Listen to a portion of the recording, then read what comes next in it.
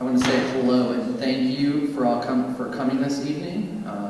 I think you made a really good decision to be here tonight. I am the Director of Photography and Videography here at Valparaiso University. My name is John Hendricks. I work at the Integrated Marketing and Communications Office, doing all things photo, video, with athletics, undergrad, graduate school, everything. You'll see me everywhere. I'd like to welcome our presenter tonight, Guy Rhodes, back to Valparaiso University, where he's helped create stunning photos for athletics teams, commencements, and various events. And he was even involved in sound recording our 2015 admissions video featuring 5 Valpo students telling their personal stories of achievement and community here on campus.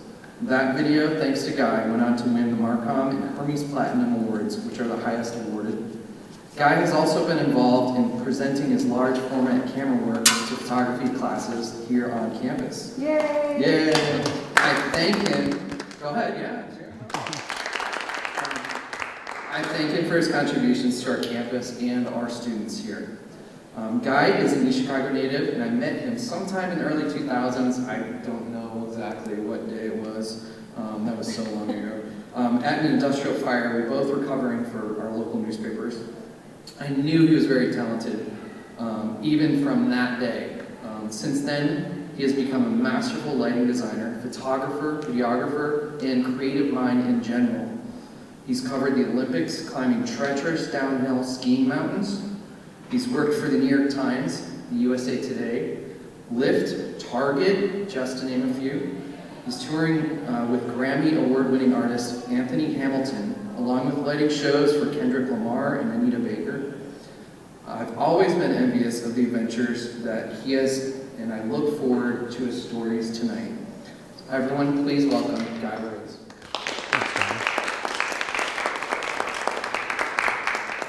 So, hello everyone. First of all, thanks John for the intro. When we were preparing the room to show these slides, we were trying to get the lighting dialed in.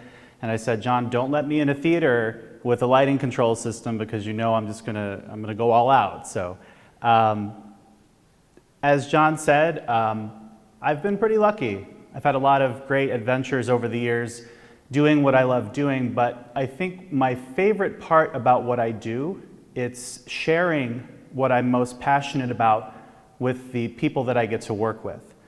So maybe that means I'm doing a portrait and I get to work with the person I'm photographing, or maybe that's working with an entire crew to put together a show on stage. But it's very cool to show up to work every day. I always tell people I get paid to play with my toys, and you know, I say that kind of tongue-in-cheek, but it's true, I get paid to play with my toys, and so I'm very thankful for that, and I'm thankful that I get to share my work with you all here tonight, so thanks for coming. So whenever I do these, I like to show this first off. So this is me around, I don't know, age 3 or 4, and I am lighting a show in the living room. So if you notice, I've got some Christmas lights stuffed in the couch cushion, and those are my multicolor spotlights. I have made a drum set back there for Winnie the Pooh out of a cake icing container, and got a mic stand there that's actually a marker. So from that same era, my mother has preserved a Christmas list for Santa where, let's see, number 2, spotlights, number 3, dry ice to make fog, of course. Railroad equipment, I now light the Polar Express train ride, so maybe there was something going on there. Being a freelancer is not easy. It's difficult, and there's a lot of times where, if you're in my shoes, you may start to doubt yourself, especially on days where it's really hard. So whenever I have those moments, I always look back at these 2 things and I kind of remind myself, like, I think this is what I'm supposed to be doing. So I'm very glad that these artifacts were preserved. When I got to high school, I remember joining the tech crew my sophomore year, and I remember getting the tour of the venue and pointing to that very lighting board and telling Chester Gregory, who was the auditorium director, I want to do that. And Chester, who actually performed on the Tony Awards a few weeks ago, Chester said, okay, you got it. So for the next 3 years, I lit all of our shows in the auditorium at East Chicago Central High School. And then I went on to Columbia College in Chicago, where I got my degree in theater lighting design. So basically, for the past 20 years, I've been lighting shows all across the area, and then with my touring work for Anthony Hamilton, that allowed me to branch out to a national audience and even some international shows. My favorite part about lighting is that you get to help the audience to feel a certain way. So if we're doing a play, it's supposed to be a sad scene, then we get to help basically control people's emotions, which is a lot of fun. Or on the concert stage, for example, we're kind of doing the same thing. If it's a song that's really energetic and upbeat, then I'm reflecting that with what I'm doing. This is Anthony Hamilton on stage there. So I've been lighting Anthony for the past 7 years, and he's an R&B singer, fantastic person to work for, very humble, appreciative. He will come out to my lighting board at the beginning of sound check and thank me for being there. You know, not all artists are that way, so I really enjoy working for him. So all throughout my time as a lighting designer, I have also been interested in practicing photography and videography. So in high school, I was on the newspaper and yearbook staff all 4 years. And when I got to Columbia College, I used photography as a way to document what I was doing on stage. I always tell people that when you're lighting a show in a theater, it's kind of like seeing a fireworks show. So when the fireworks show is done and that smoke blows away, it's gone, that's it. And there's really no way to prove that you know what you're doing unless you are documenting your work through photos. So I kind of took that very early on and made sure that I was documenting what I did on stage. So one morning I was out shooting surfers in Whiting, Indiana. I knew that there was a lake surf community, but I had never seen them with my own eyes.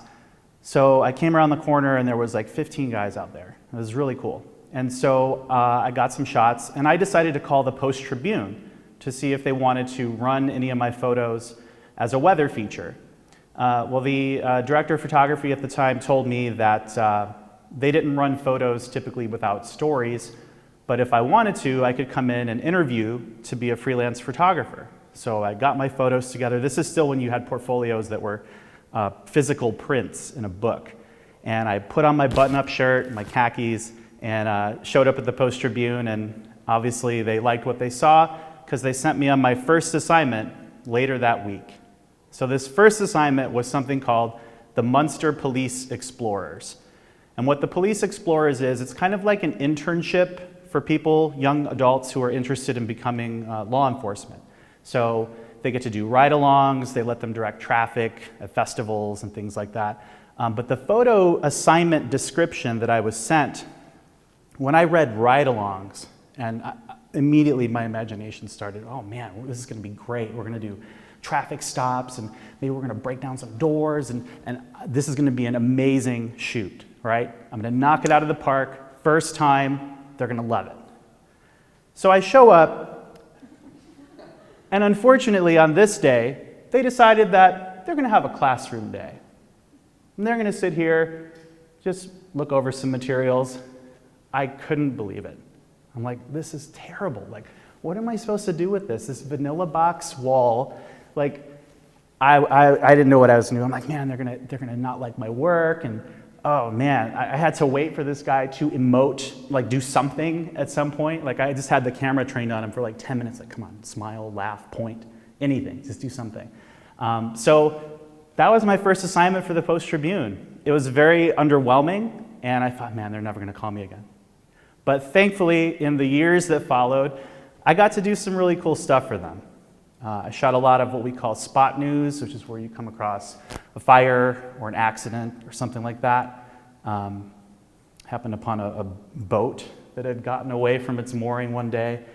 A lot of local festivals, parties, countless graduations, both high school and college. This is the pre-drone days, and so we had flooding in Northwest Indiana in 2008, and I got to go on my first helicopter ride, which was lots of fun, despite the damage and the tragedy that was going on the ground.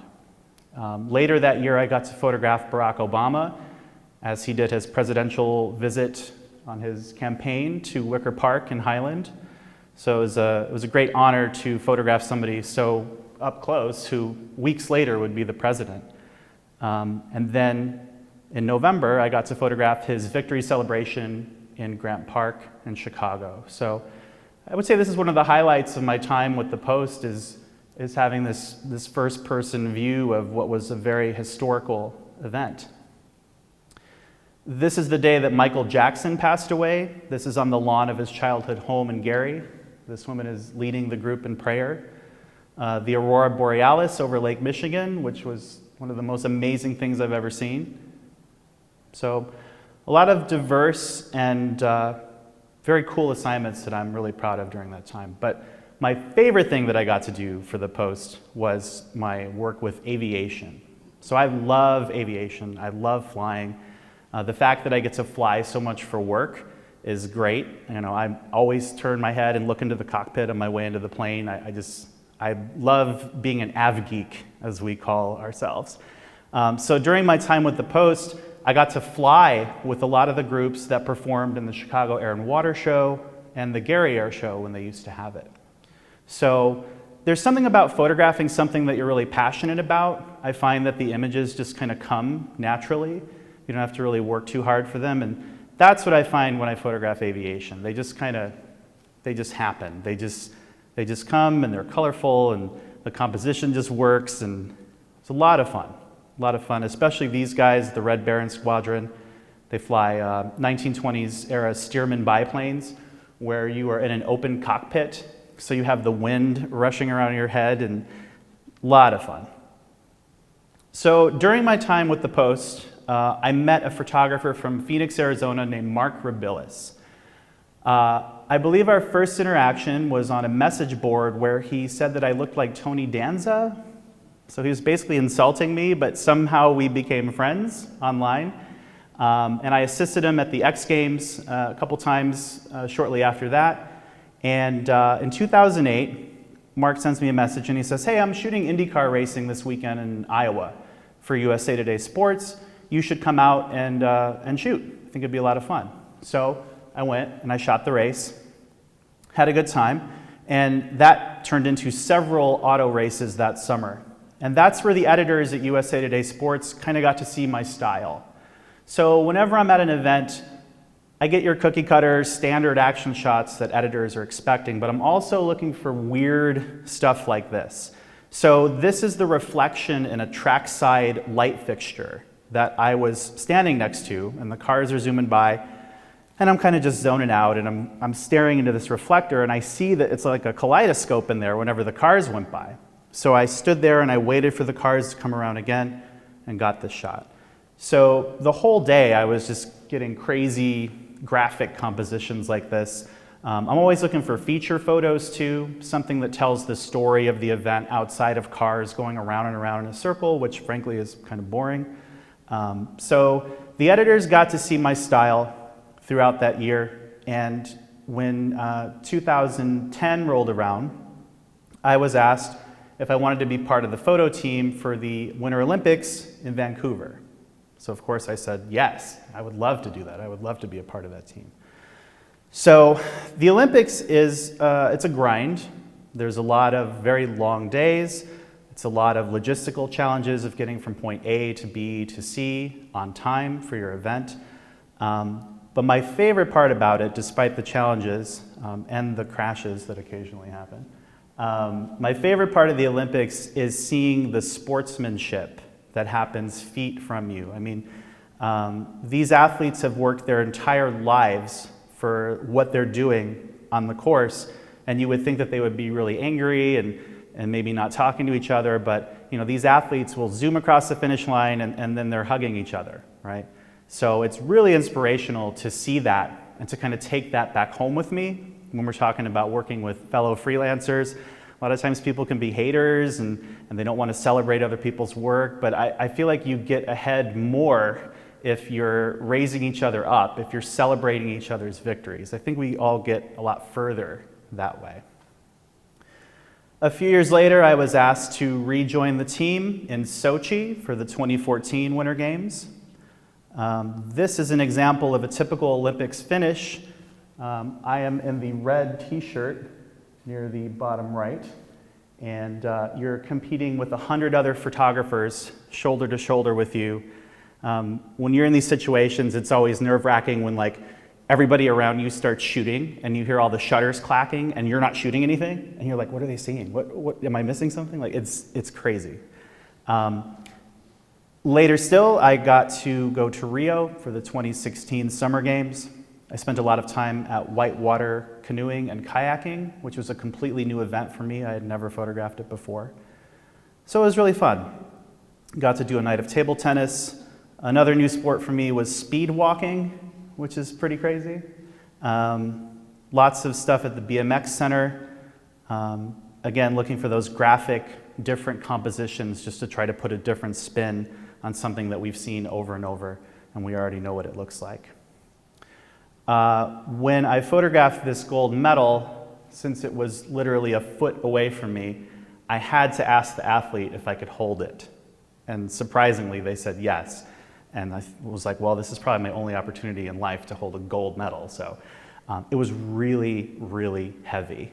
Like it felt like it weighed 10 pounds. I know it didn't, but it was really, really heavy. So these things are really substantial. This is at the closing ceremonies. One of the people that was supposed to be performing didn't know where to go.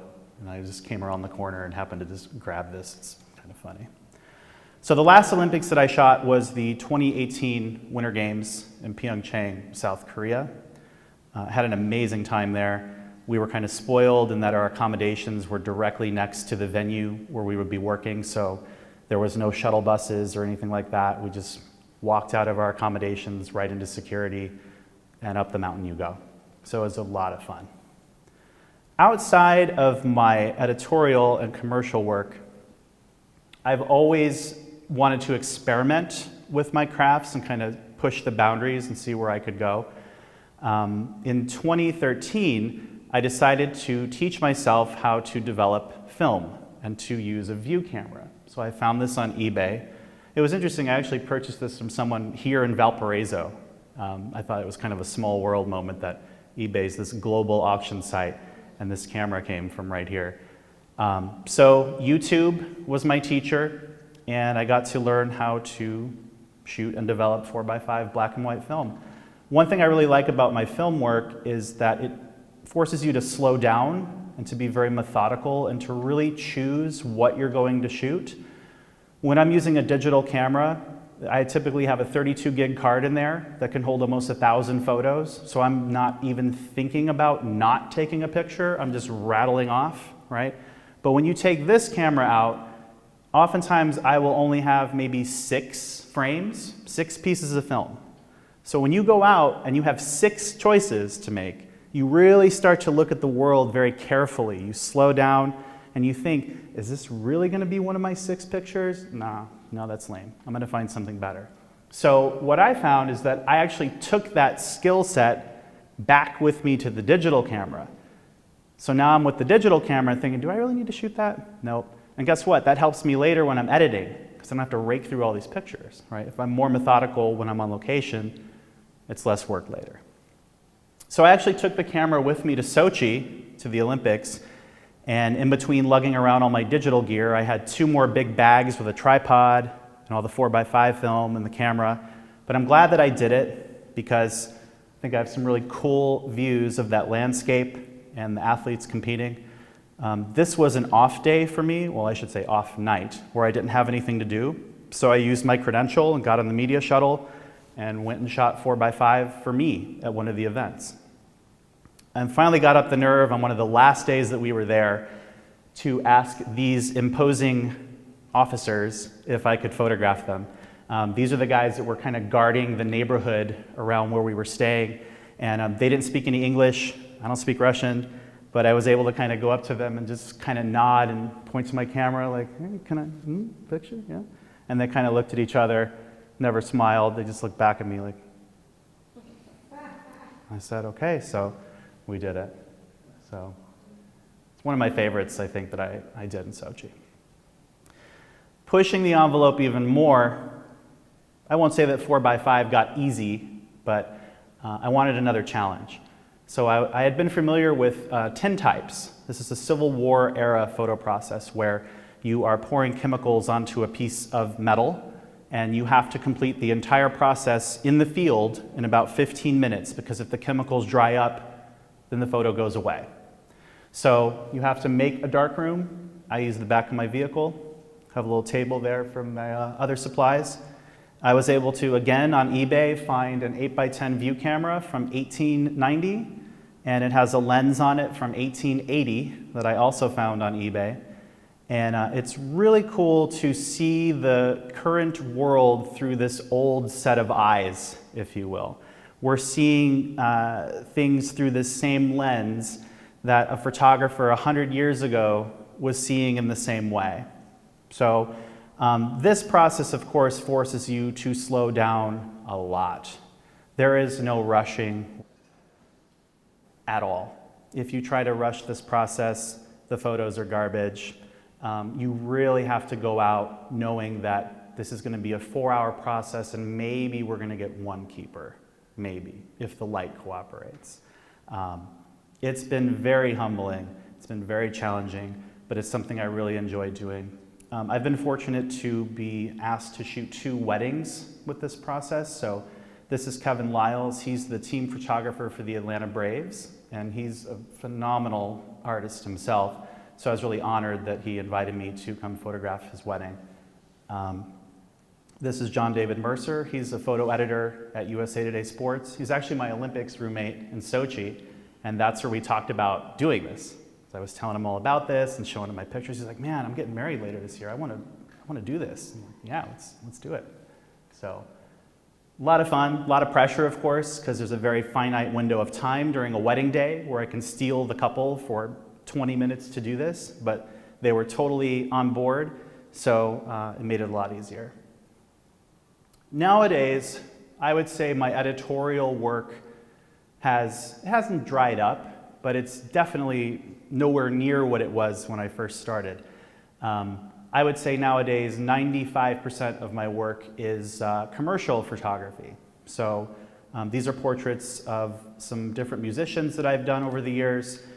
This was a gospel artist who I talked into laying in Lake Michigan fully clothed because I thought it would look very peaceful and serene. And again, he was on board, so it's always easy when people are down for your crazy ideas. This was for a blacklight party. This is a cast member in a show that I lit where every cast member had crazy makeup like this, so I went and just photographed the whole cast because I thought it would be fun. One of Anthony Hamilton's band members I was on the road with was doing a solo project, and he hired me one afternoon before our show to photograph him at this really cool theater that we were at. This is kind of a double dipper for me. So on the lighting design end for the past 5 years, I've lit the Polar Express train ride. So you go for an actual train ride and you see a show in the aisles of the train. It's crazy. It's one of the most intense things I've ever lit in my career. It's very complex. But when we're all done with the lighting work, I switch hats and I do the production photos for press packs and handouts and things like that. So it kind of makes sense because I'm the lighting designer. I know how to photograph the show with the camera to get it to look the way it's actually supposed to look in real life, which can be challenging when you're in a theater setting. I've even double dipped for Anthony Hamilton. This is when we were in Africa in 2018 and they needed some promo photos and we didn't have a photographer with us on that trip. So they said, "Hey Guy, can you get a couple shots for us?" So there that is. Earlier this year, I did something for the first time. I did a catalog of artwork. So we photographed about 320 of these artifacts. And it was all tabletop work, very careful, controlled lighting on these things. It was a lot of fun. I've never done anything like that. I was also fortunate at the beginning of the year to photograph the grand opening of the Hard Rock Casino, which is in Gary. Again, these photos are used for media handouts. So if you're a reporter and you're coming to do a story on the casino, but you didn't bring your own photographer, then these photos are provided for you to run in your publication. And this was a great example of the different things that I do kind of overlapping. So the casino has all these artifacts. and they're really high up on these columns. And they wanted them all photographed, but they didn't tell me this before I got there. So I walk in and I see these things 10, 12 feet in the air, and I'm like, what am I gonna do? How am I gonna do this, right? So as we're walking around, I see a scissor lift, and I ask if I can use the lift to photograph the artifacts, and to my amazement, they said yes. So I drove this thing around for an hour and got these really cool aerial views of the casino that nobody else has. I've been working in these lifts for years in the theater, focusing lights just like that are in here, so I felt very comfortable doing that. I've done a lot of work lately for Governors State University. They're right over the border in Illinois. There's no trickery with this shot. It's just one strobe off camera, and we lucked out with this gorgeous sunset. But most of the stuff I do for them are these kind of portraits of students working, and I've done a lot of their special events like commencement over the years. Photos for their view book, which is what you get if you're going to be a prospective student. We've staged snowball fights. It was like 5 degrees that day. But it's really enjoyable working there because they kind of let me do my thing. They'll kind of give me rough concepts of what they have in mind, but they kind of just turn me loose and get to have a lot of fun. This spring, I got to photograph right here at Valpo, the commencements that were broken up across 2 different days. Was it 2 or 3 days? 2 days, yeah. It was like 5. It was very, very, very long. My favorite part about these kind of events is technically I'm working as a commercial photographer, but I'm shooting it as if I'm an editorial photographer. So I'm using those editorial eyes to kind of hunt down these oddball moments like this, or waiting for this girl to pop this confetti and everybody's freaking out. Just a lot of fun working in a commercial capacity, but getting to use those editorial skills. Lastly, for this section of the presentation, I know I'm mainly talking about photography today, but I do want to show you a little sizzle reel of some of my video work.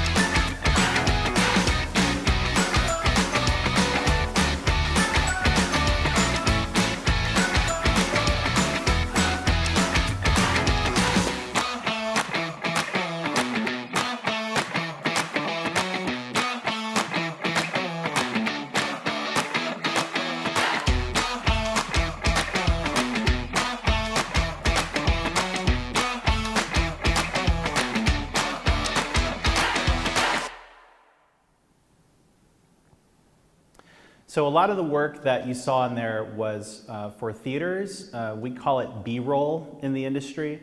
It's basically the footage that is sent off to TV stations when they talk about, here's the weekend report of what to do, and they show the little clips of the show. That's what a lot of that is. And when I do those, I typically use what's called a Steadicam. It's a rig that attaches to your body, and it kind of makes the camera look like it's floating.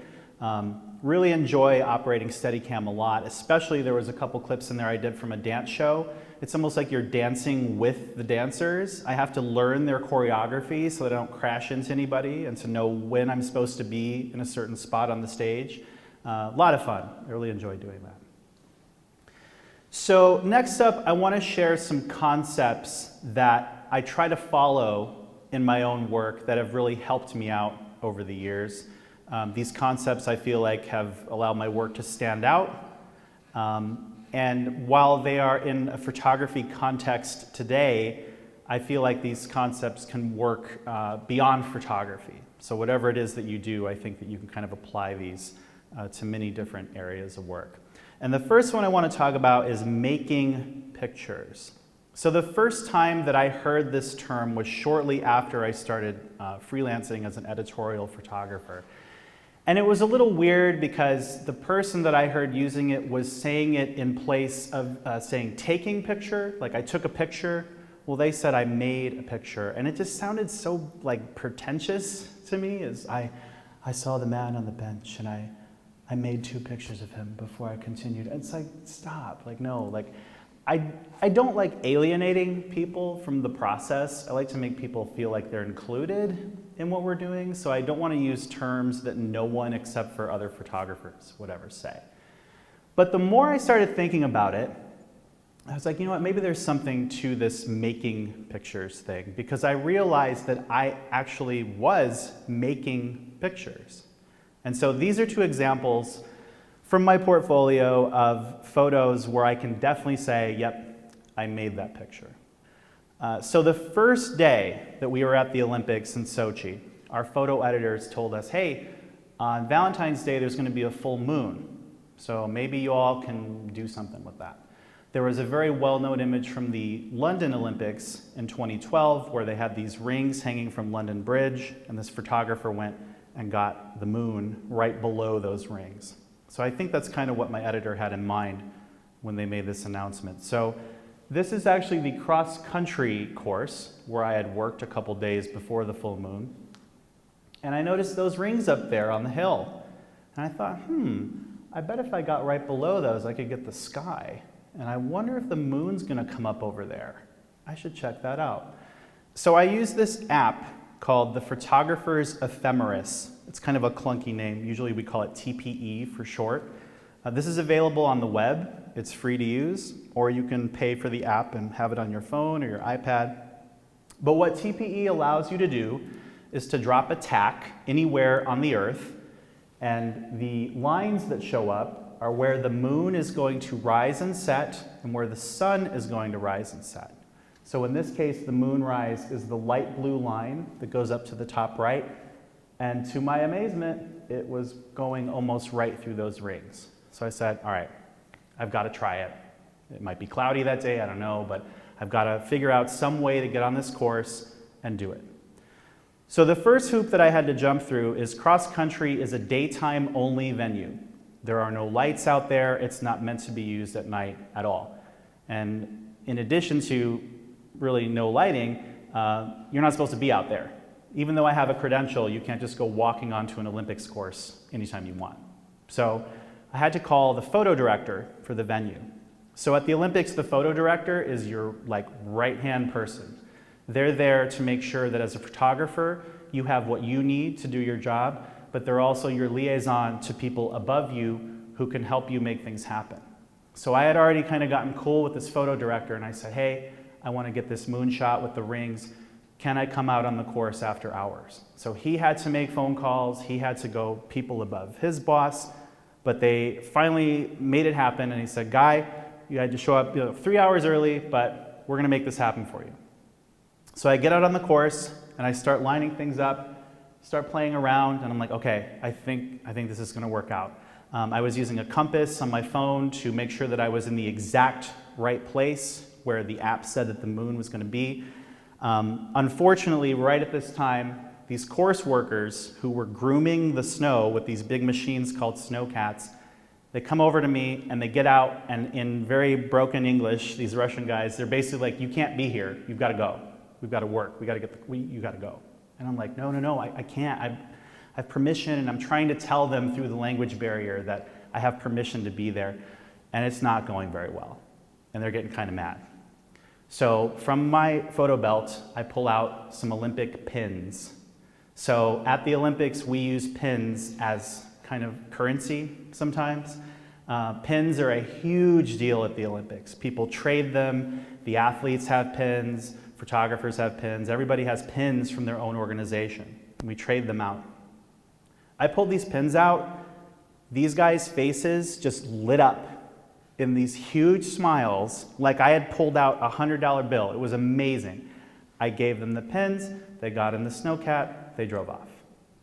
So now it's just me, all by myself. You can actually see where they kind of drove around me, where the snow is still messed up.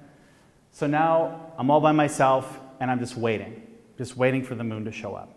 There was one more thing I had to do after sunset. I had to light the rings. So since this is a daytime-only venue, there is no lighting on these rings. So I had to bring a small speed light that would normally go on top of the camera with a radio trigger. And I took the speed light up the hill, I laid it in the snow, and then I went all the way back to my spot, and I shot this test shot to make sure it was actually going to work. So about an hour later, I start to see the sky glow behind the mountain, and I'm like, it's going to work. I'm in the right place and at the right time. It's going to do it. And there it is. The moon starts coming up. The exposure is good. The flash is balancing on the rings with the light of the moon, and there it is. So this photo took 2 days of work. It took permission from multiple people. It took bribery. It took scientific research. And I think this is a great example of making a picture. Sometimes you have to put forth a lot of effort just for this one single frame. So this is definitely an example from my work of truly making a picture. One more example of this I want to share is from the 2017 solar eclipse. So I had this on my calendar for probably a year. And I knew from my research that I wanted to be in what is called totality. So totality is where the moon is completely covering the sun during the eclipse. And the analogies that I had read in my research said that the difference between totality and partial is like seeing a lightning bug versus lightning, right? So I'm like, okay, I've got to be in totality. So I downloaded this overlay for Google Earth, and that purple line that runs diagonally is totality. So I started basically flying over this line in Google Earth, trying to find a good foreground. I didn't just want the moon and the sun. I didn't want those hanging up there in the sky by themselves. I wanted to have a foreground. I wanted to have something interesting to pair with these. I thought about going to Charleston, South Carolina. I found a lighthouse in the middle of the ocean, and I thought maybe I could charter a boat to take me out there. But then I realized that the sun was going to be way too high in the sky to include the lighthouse with it. So the next place I thought about going was St. Louis with the St. Louis Arch. I was like, that would be really cool because the arch is really high, and I think I could work that out. St. Louis is right at the top of the map there, and as you can see, the arch is just outside totality. Plus, I knew that the arch is going to be really, really crowded, and so that was a no-go. So I said, well, what's near there? So I started flying around more, and I found St. Genevieve, Missouri.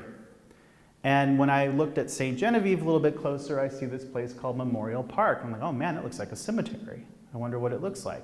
So I get on Google, I find the cemetery, and I'm like, oh yeah, that would be really creepy, right? To have those old headstones with that eclipse above it, very apocalyptic, right? So that was my decision. Like, we're going to St. Genevieve. My friend Mark Billis, the Tony Danza guy, he joined me on the trip. But before we left, did a lot of experimenting with solar filters.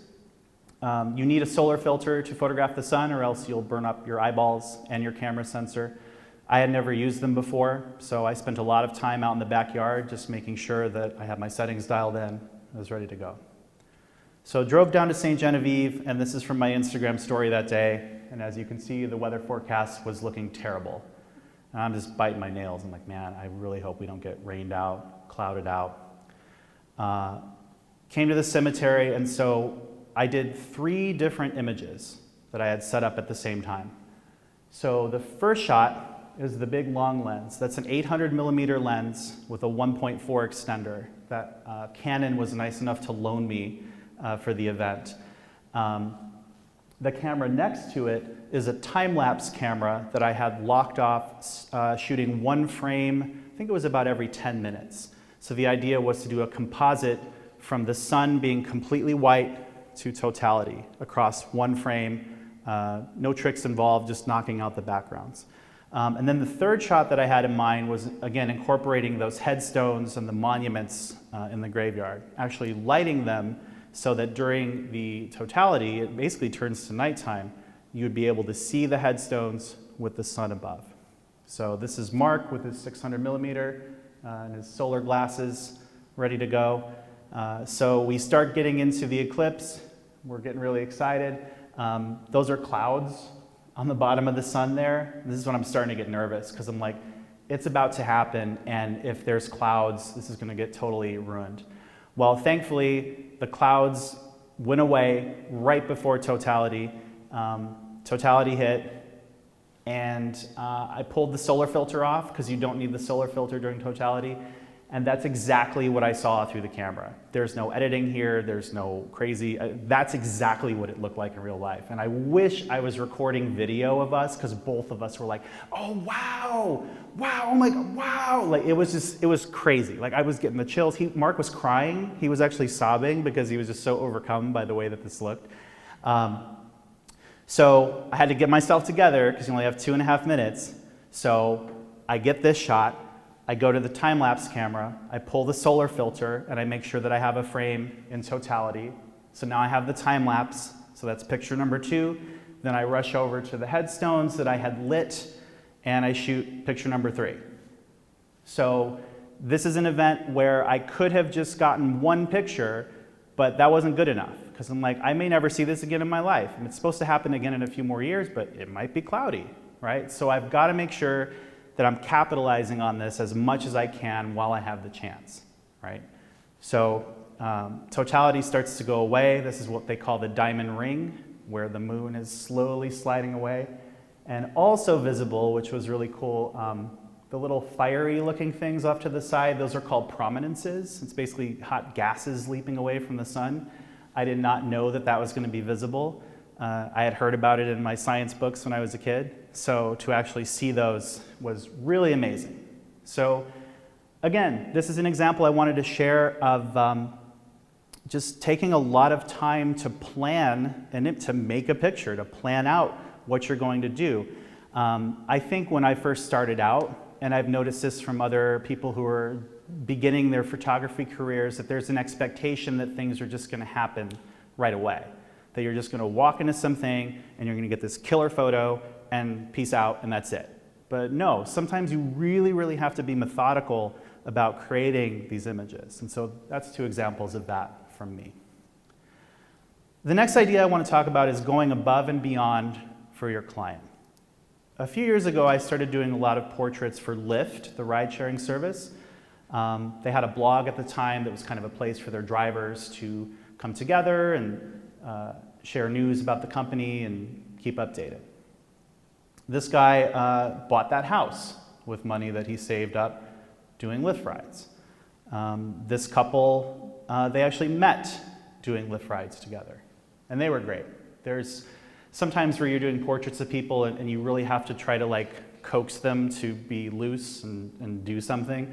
I didn't have to do that with these guys. They were fantastic.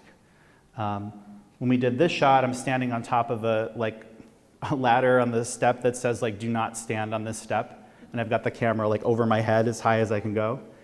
But the first one that I did was with Angelica.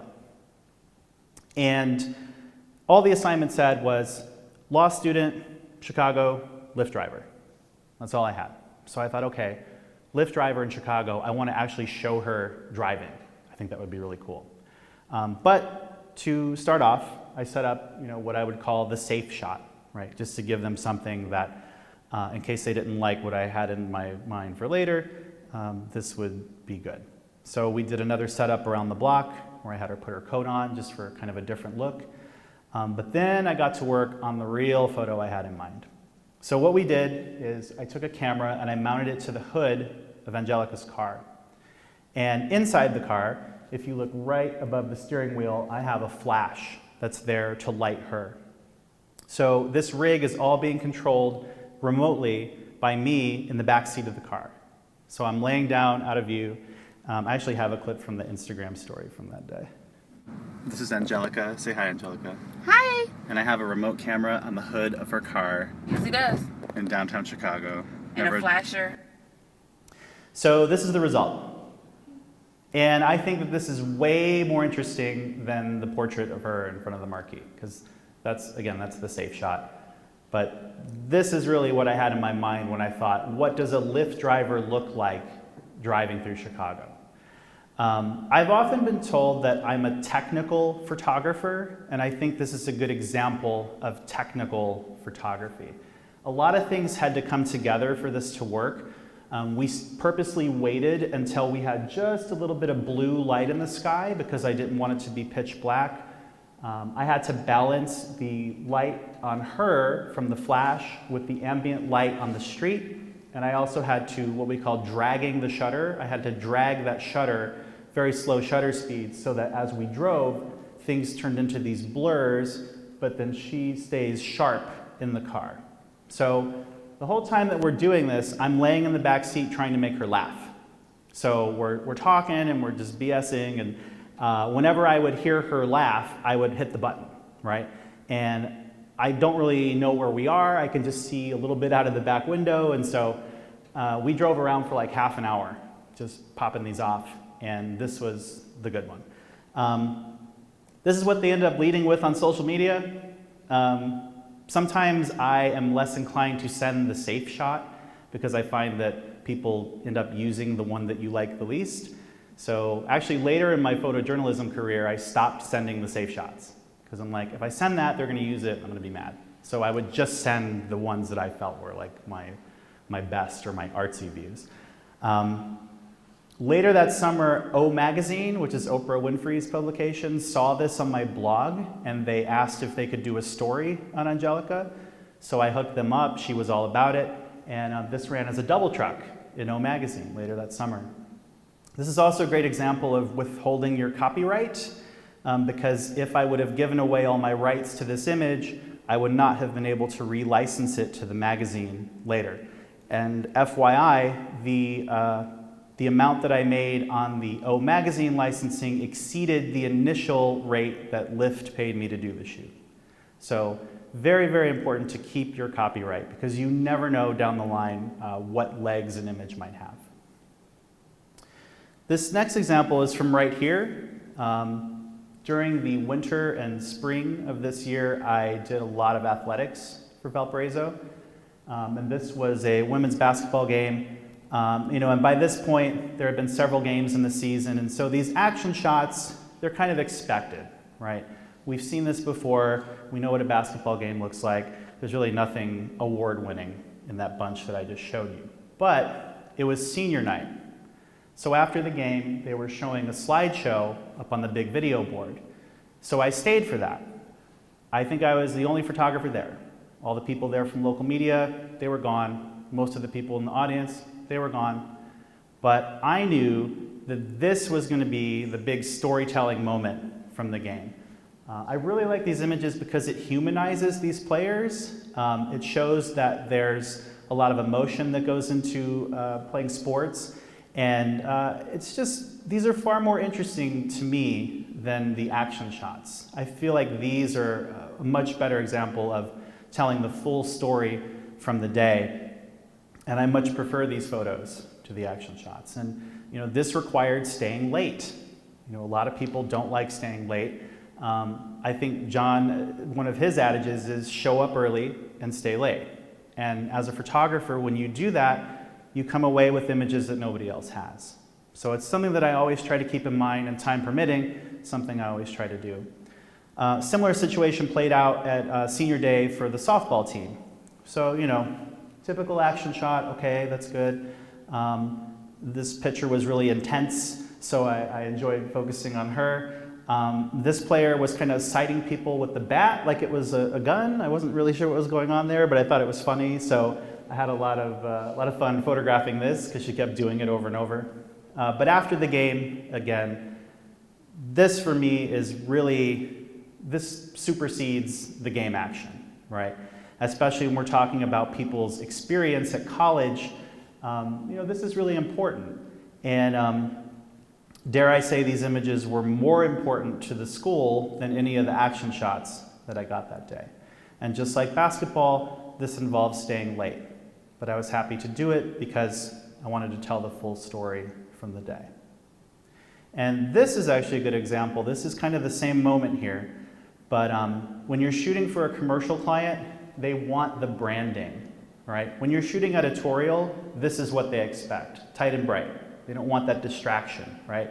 But when you're shooting for a client and their branding is in the shot, they don't want you to cut it out. They want the option of having it there too. So this has kind of taken some juggling in my mind over the years to remember who I'm actually working for that day and what they're going to expect from what I'm doing. You have not because you ask not. I have been amazed during my career at the doors that have opened to me simply because I have asked. So in 2006, I was photographing the U.S. Army Golden Knights parachute team as part of the coverage of the Chicago Air and Water Show. And the way the plane ride works with the Golden Knights is they have these benches that run along the plane, and the media members are strapped into the two seats right next to the doors, which remain open for the entire flight. So as the guys jump out, you get to kind of lean a little bit and get them going. It's a lot of fun. But my first time on the plane, I get on and I see this guy on the left side and ABC 7 is on the right side. So as I walked on, I kind of made a half joke. I was like, so guys, we're gonna flip a coin and figure out who's getting these door seats? And they looked at me like I was crazy, and they didn't say anything back. And I'm like, okay, great. I'm gonna be stuck not next to the door. And sure enough, we take off, and that guy's in my way the whole time. I can't see anything. I'm like holding the camera like around him like this, like just trying to get something. And it was so frustrating because I could see the potential for these pictures being amazing, but he's in my way. And when they finally jumped out, that's all I could get, and I thought that was awful. And I felt terrible. We landed, I did my edit, sent the pictures off, but that wasn't good enough. I did get a selfie as a consolation prize, but the actual images from the shoot were no good. So I decided to use the phone number that was on my photo assignment and call the Golden Knights myself. And I said, hey, I flew with you guys this morning, and I'm not really happy with what I got. Is there a chance I could go again? And to my astonishment, he said, sure. Yeah, we got 4 flights this weekend, 9 o'clock, 1 o'clock, show up. Great, you don't gotta tell me twice. So that weekend, I flew with them 4 more times. Every single time they went up, I went. The seat was empty, and I said, hey, do you mind if I go again? They said, no, have at it. So now I'm getting what I had envisioned on that first flight. Now I'm getting the good stuff. I've got the good selfie. I'm just, yeah, like now it's working. But what else I got from being there is I get all these behind the scenes moments that I didn't see the first time. So this is them trying to record a quick video for somebody and they kept messing up and laughing, right? Or as we're climbing up to altitude, they're eating chocolate-covered pretzels, right? These are heroes that you see twirling down from the sky and they're eating pretzels, right? Like, had I not asked to be there all those times, I would have never gotten these photos. And the really cool thing about this has turned into an ongoing relationship with the team. So whenever they're in town now, they call me. They say, hey, Guy, we're in town. We got an extra seat. If you want to come up this afternoon. And of course, I say yes every single time because you don't say no to doing this. So whenever I look back on my archives from the Golden Knights, I think, man, if I wouldn't have asked, I would never have this relationship that I have now, and I would have never gotten all these amazing images. So, yeah, ask. You'd be amazed at the doors that will open for you if you just ask. Next concept I want to talk about is having patience. We kind of touched on this earlier, but I think a lot of people expect photos to just happen immediately, and if they don't, then they're out of there, right? But sometimes you have to wait, you have to give things time. Sometimes it's time across multiple days. I love shooting lightning. I love shooting storms. It's something that I've always done since I started doing photography. I go out and hang out with my friend Mark in Phoenix and shoot monsoon lightning every year, schedule permitting. But one shot that I've always wanted locally is lightning hitting the Sears Tower. I had seen it happen before, sitting in traffic on the Dan Ryan, but of course I wasn't prepared for it. So a few years ago, I went downtown to photograph a very large, it was a camera that was made out of a trailer that this photographer is doing a project with. And the skies just opened up. It started pouring rain, and now I'm stuck downtown. And I was right under the Sears Tower, and I caught it happening. So this is with my 6D handheld. It's blurry, there's rain on the lens. I was not prepared to get this photo that day, because that's not why I went up there. So after I did this image, I made it my goal to get this clean, to get it good the next summer.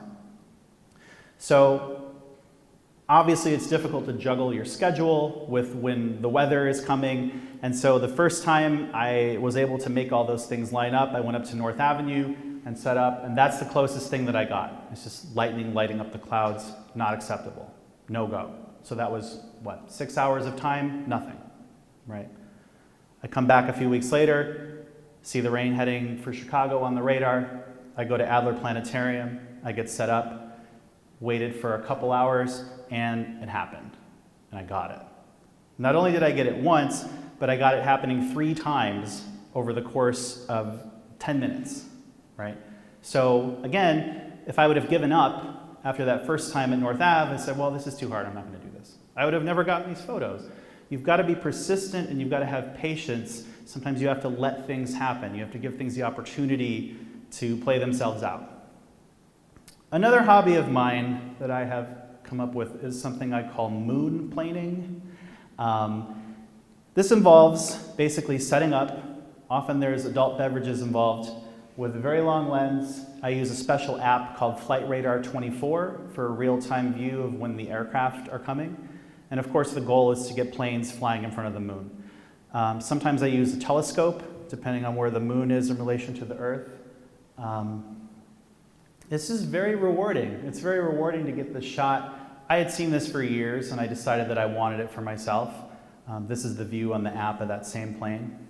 I actually, when I was out doing lightning with my friend Mark in Phoenix, we went to the airport, and we did it one night too when there was no storms. So these are 2 from Phoenix. On that trip, Mark actually tagged a bunch of local news stations when he uploaded his photo, and the local ABC affiliate reached out to him the next day and said, hey Mark, we want to do a story about you and this photo that you got. And Mark's kind of shy. So he told me, he's like, I'm not doing this unless you do it with me. And I said, okay, yeah, let's do it. Let's do the interview. So again, moon planing is a word that I made up. It is not a real word. So to hear this news anchor say my fake word in that news voice was especially gratifying to me. Of moon planing, it's chasing the moon around an airport for that perfect shot. And with all eyes turning skyward from meteors and the eclipse just a little over a week away, ABC 15's Jason Valentine met with these guys to try to find out how they capture picture perfection. On the green screen, it's easy to get the moon to do whatever you want. But in real life, it's much trickier. What you're about to see, I promise, no tricks, just a couple of guys, an app, some fancy equipment, and moon magic. Southwest 3840, visual approach. Life behind the lens. Worked my way up to freelancing for the New York Times and USA Today, and that's how I met this guy here in Phoenix. Professional sports photographer. I've been doing it for about 12 years now. Mark and Guy have their favorite hobby subjects. It is hard to make money off those pictures, so you really do gotta love it to do it. 05 Kilo, contact departure. And these guys love chasing planes across the moon. It's kind of like fishing. Just put the camera on a tripod and look up and just wait for it to happen. The moon moves, planes move, the photographers have to move. A skywatching app helps line it all up. It's only a ballpark calculation. You may have one plane that'll go off and cross just above the moon, and then the next 3 go below it, and then you start doubting yourself. Do we need to move? Are we in the wrong place? But Monday night, 2 miles west of Sky Harbor, 25 left, clear to land, traffic shore final. they landed in the perfect spot. I'm very pessimistic, so the whole time it's coming up, I'm like, nope, it's gonna be too high, it's gonna be too low, and he's like, shut up, man. There was some debate over which one of our photos was the best. Mine wins. I'll give him that. In my photo, both of the plane's wingtips are cut off, and in Mark's, I think only one is cut off. We're kind of perfectionists with this stuff. They don't just shoot the moon, the sun, even Venus in this picture, Takeoff 25 right, go 205 Kilo. but always chasing planes. I'm Jason Valentine, ABC 15, Arizona. So the main reason that I want to show these in relation to having patience is that I would estimate that for every session that I do where I get one, there's probably at least 5 or 6 where nothing happens, right? So those sessions are anywhere between 2 and 5 hours long of just waiting and waiting and waiting, and so many close calls. Sometimes it's infuriating. As you get later on in the night, the approach controllers that guide the planes into O'Hare will start turning planes early, or they'll start turning them at different places because there's nobody else around, and so they can expedite their arrival. But that hurts me because I often plan these sessions when I know that the planes are going to come over in a very specific place, and so it's just maddening. But it's a great example of just having patience and waiting, and if you do, a lot of times it pays off. Quick story about this one, which is one of the wins for social media. Sometimes I wish I could just get off social media altogether, but there's too many wins like this one that I just have to stay. So this is a Delta MD-80, and this particular aircraft has now been retired. And so when I photographed this, this is one of the last flights of this type of aircraft. So my friend Shauna Lockwood, who's a photographer from Alabama, she knows a Delta Airlines pilot. So she sent this picture to him, and he in turn posted it on a Delta Airlines pilots group on Facebook. The next morning, I get a text message from the pilot of this plane. Hey Guy, I'm Captain so-and-so. I love your image. I was flying the plane last night. I would love a print because the MD-80 is being retired and I really love the aircraft. How cool is that, right? Like, I have to think back to being a little kid. If you would have told me that I was going to be talking to the people who flew over the backyard last night, that's crazy. So that's it's a win for the internet. That was really cool. And sometimes I have people who doubt these, so I always try to make sequences of the plane actually flying in front of the moon. So you can actually see it happening frame by frame by frame. So the last concept that I want to talk about is shooting through the moment. So a lot of times when people are just starting out, and I was guilty of this too, when you're shooting action, when something happens, we're kind of inclined to drop the camera and look at the screen, right? Because we want to see, did I get it? Is it sharp? Is it in focus? But what I have found over the years is when you do that, you're missing so many other photos that are happening right in front of you as part of that event that you got. So what I've tried to do lately is shoot through the moment. And to illustrate that, I'm going to show you 2 sequences of times where I did just that. And what I've done is I put a timestamp in the bottom of these pictures so that you can see how quickly these moments happen, one after another after another. So this is women's cross-country finish at the Olympics in 2018. And I see the gold medalist coming around the course. And so now I'm on it. That's her coach chasing her. And you see I'm just rattling away here because there's so much happening. She hasn't crossed the finish line yet. So the finish line is this little groove that's coming up right there in the snow. So that's the finish, right? This background isn't particularly good, but if I decided to call it a day, I could have probably stopped shooting right here, right? Because, well, that's the photo. She just won the gold medal. That's the finish line. That's it, right? Nope, keep the camera to my face. So now I'm following, and now just 20 seconds later, now she's right in front of me. And I'm keeping my camera to my face, and I'm keeping her in the viewfinder. And then now she starts, oh yeah, there it is. So again, if I would have just chalked up that first shot, well, I got the finish line shot, what do I need to keep shooting for? Nope, you've got to keep the camera to your face, you've got to keep going. Because there's so many things sometimes that happen within a very short amount of time, and you don't want to miss stuff. Here comes silver. So now silver's right behind, and again, I'm just rattling away. Here's bronze shortly thereafter. You've got to get the 3 finishers, gold, silver, bronze, every time at the Olympics at the finish. You've got to get those. Here's that great sportsmanship I was talking about. You would think that these people would not want to talk to each other. Nope, they're happy for each other. It's great. I love seeing it. Here comes somebody from USA. So obviously I'm shooting for a USA publication, so I've always got to get the USA athletes. And again, she's just laying on the ground, but I'm still shooting because something might happen. And sure enough, here comes a competitor, sportsmanship. She's helping her out of her bindings, of her skis.